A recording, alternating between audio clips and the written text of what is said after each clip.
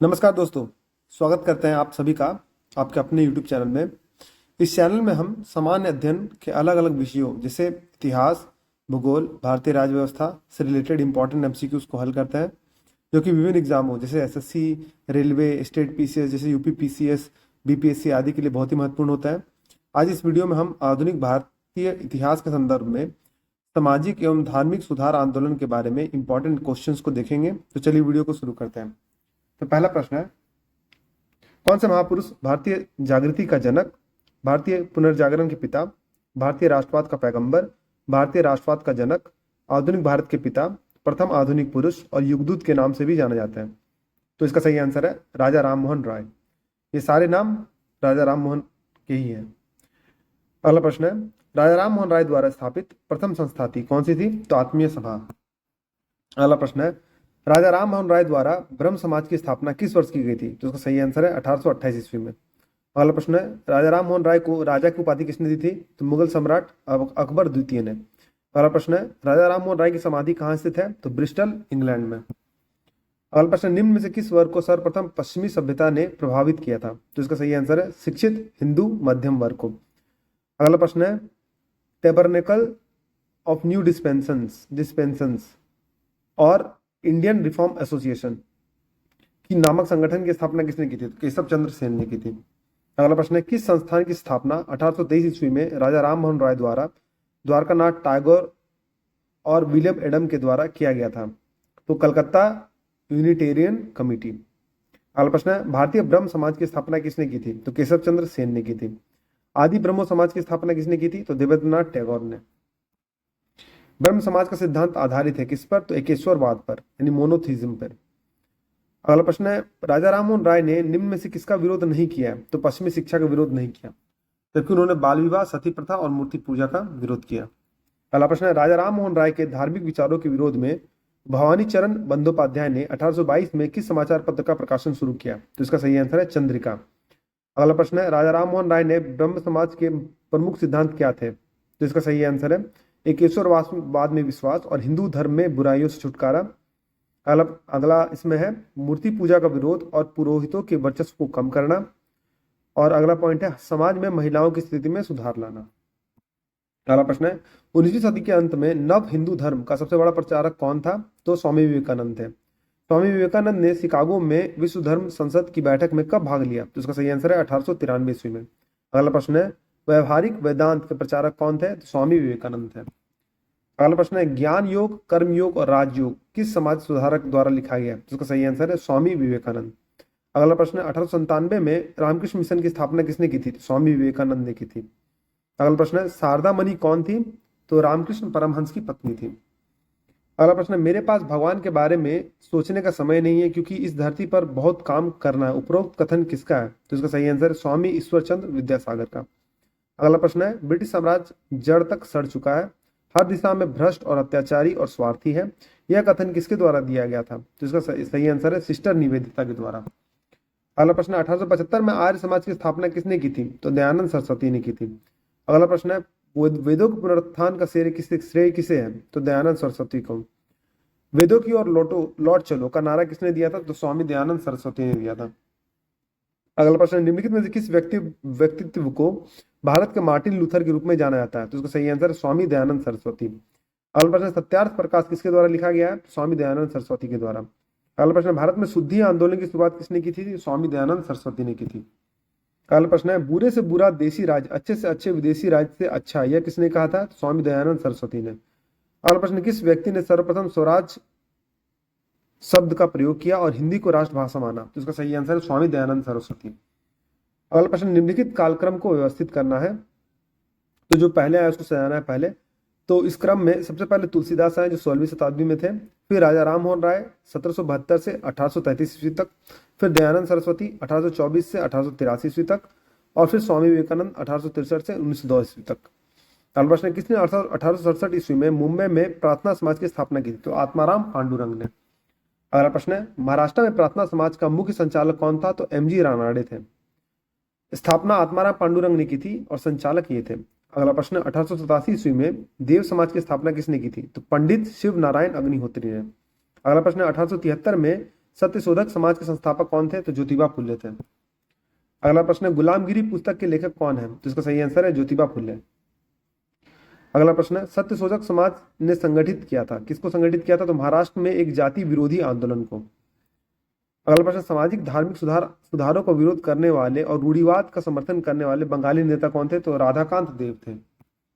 अगला प्रश्न है, 1830 में धर्म सभा की स्थापना किसने की थी? तो राधाकांत देव ने की थी। अगला प्रश्न है, राधा स्वामी सत्संग के संस्थापक कौन थे? तो शिव दयाल साहब थे। अगला प्रश्न, महाराष्ट्र के किस सुधारक को लोकहितवादी कहा जाता है? तो गोपाल हरीश देशमुख को। अगला प्रश्न है, महाराष्ट्र में विधवा पुनर्विवाह हेतु अभियान चलाते हुए किसने 1850 में विधवा पुनर्विवाह संघ यानी विडो रीमैरिज एसोसिएशन की स्थापना की थी? तो इसका सही आंसर है विष्णु परशुराम पंडित ने। अगला प्रश्न है, किस पारसी समाज सुधारक के प्रयास से सहमति आयु अधिनियम यानी age of consent act pass हुआ था? तो बहरामजी एम मालाबारी यानी BM मालाबारी। अगला प्रश्न है, एज ऑफ कंसेंट एक्ट कब पारित हुआ था? तो 1891 ईस्वी में। अगला प्रश्न, 1887 में भारतीय राष्ट्रीय सामाजिक कांग्रेस की स्थापना किसने की थी? तो MG रानाडे और रघुनाथ राव ने, यानी नेशनल सोशल कांग्रेस यानी इंडियन नेशनल सोशल कांग्रेस, भारतीय राष्ट्रीय सामाजिक कांग्रेस। अगला प्रश्न, सर्वेंट्स ऑफ इंडिया सोसाइटी की स्थापना किसने की थी? तो गोपाल कृष्ण गोखले द्वारा 1905 ईस्वी में। अगला प्रश्न, 1911 में सोशल सर्विस लीग के संस्थापक कौन थे? तो NM जोशी थे। अगला प्रश्न, सेवा समिति के संस्थापक कौन थे? तो HN कुंजरू थे। अगला प्रश्न, किसने विधवा पुनर्विवाह के समर्थन में 1871 में राजमुंद्री सामाजिक सुधार संघ की स्थापना की थी? तो वीर सलिंगम तुलु ने। अगला प्रश्न है, सर्वोदय समाज की स्थापना किसने की थी? तो विनोबा भावे ने, आचार्य विनोबा भावे ने। राष्ट्रीय सामाजिक सम्मेलन यानी नेशनल सोशल कॉन्फ्रेंस का गठन क्यों किया गया था? तो भारतीय राष्ट्रीय कांग्रेस अपने विचार विमर्श में सामाजिक सुधारों को शामिल नहीं करना चाहती थी और उसने इस उद्देश्य के लिए एक अलग निकाय बनाने का निर्णय लिया। इसी के लिए राष्ट्रीय सामाजिक सम्मेलन का गठन किया गया। अगला प्रश्न है, किस वर्ष हिंदू विधवा पुनर्विवाह अधिनियम पारित किया गया यानी हिंदू विडो रीमैरिज एक्ट कब पास किया गया? तो 1856 ईस्वी में। अगला प्रश्न है, 1899 में DK कर्वे ने विधवा आश्रम की स्थापना कहाँ की थी? तो पुणे में। अगला प्रश्न, 1916 में मुंबई में प्रथम महिला विश्वविद्यालय की स्थापना किसने की थी? तो DK कर्वे ने की थी। अगला प्रश्न है, भारत में सती निषेध अधिनियम कब पारित किया गया था? तो 1829 ईस्वी में। अगला प्रश्न है, विधवा पुनर्विवाह के पक्ष में किसने आंदोलन चलाया था? तो ईश्वरचंद्र विद्यासागर ने। अगला प्रश्न है, बेथुने कॉलेज के सचिव कौन थे? बेथुन कॉलेज के, तो ईश्वरचंद्र विद्यासागर। अगला प्रश्न, किसके शासनकाल में 1843 के एक्ट 5 ने गुलामी को गैर कानून बना दिया था? तो उसका सही आंसर है लॉर्ड एलन बोरो। दोस्तों 1829 में लॉर्ड विलियम बेंटिक के काल में सती प्रथा का एबोलिशन हुआ था। 1872 के मूल निवासी विवाह अधिनियम यानी नेटिव मैरिज एक्ट को पारित करने में किसने महत्वपूर्ण भूमिका निभाई थी? तो केशव चंद्र सेन ने। अगला प्रश्न है, बाल विवाह प्रथा को नियंत्रित करने हेतु 1872 के सिविल मैरिज एक्ट ने लड़कियों के विवाह की न्यूनतम आयु निर्धारित किया था। कितना किया था? तो 14 वर्ष। अगला प्रश्न है, इंडियन स्पेक्टेटर और वॉइस ऑफ इंडिया के संपादक कौन थे? तो MG मालाबारी, एडिटर थे MG मालाबारी। शारदा अधिनियम ने क्रमशः लड़कियों और लड़कों की शादी की न्यूनतम आयु कितनी तय की थी?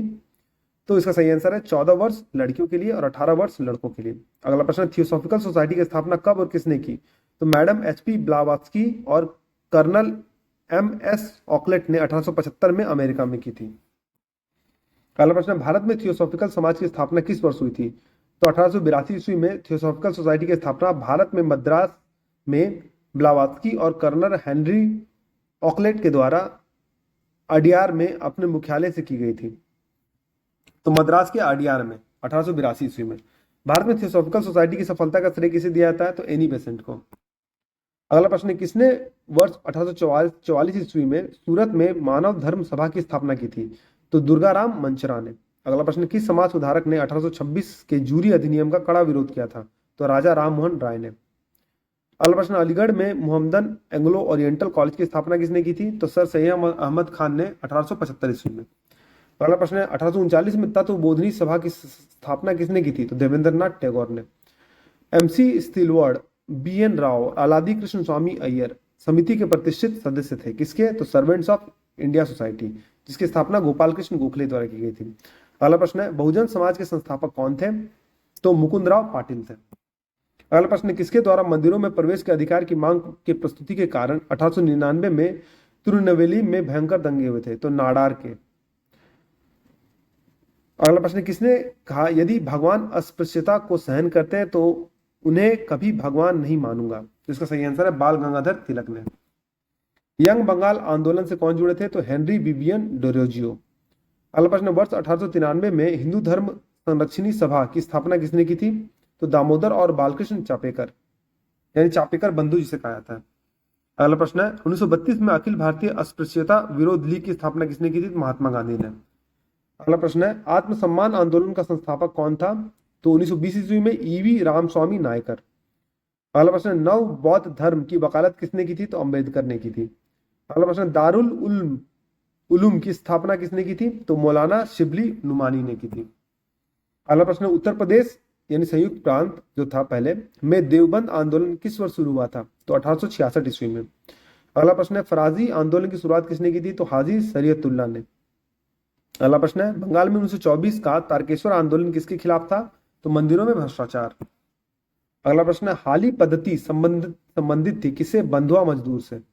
अगला प्रश्न, 1904 में किसने अभिनव भारत को क्रांतिकारियों के गुप्त समाज के रूप में संगठित किया? तो इसका सही आंसर है वीडी सावरकर ने। दोस्तों, अगर आपको ये वीडियो पसंद आए तो वीडियो को लाइक कीजिए, चैनल को फॉलो कीजिए और सब्सक्राइब कीजिए और बेल नोटिफिकेशन को प्रेस कर दीजिए। आपके द्वारा जो किया गया लाइक है मुझे मोटिवेट करता है इसी तरह के वीडियो यूजफुल कंटेंट्स बनाने के लिए। तो वीडियो में बने रहने के लिए धन्यवाद। मिलते हैं आपसे अगली वीडियो में।